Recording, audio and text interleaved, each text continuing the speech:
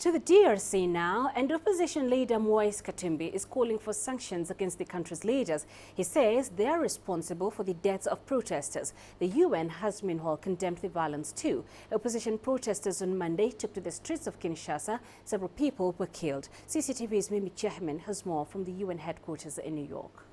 The UN High Commissioner for Human Rights, Zeid Ra'ad al-Hussein, said at least 50 people died from Monday's clashes.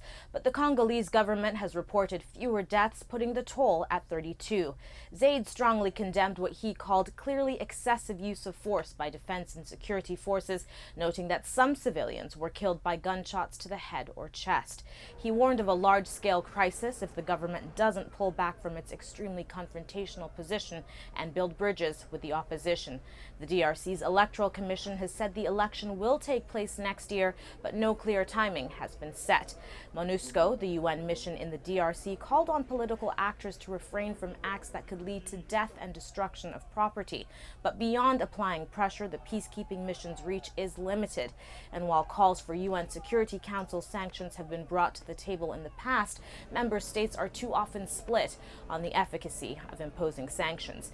But the wider international community has been engaged as well, with the African Union seeking strategies to ensure a peaceful, democratic election process. The U.S. has also been instrumental in pushing for President Kabila to allow free and fair elections to take place as scheduled.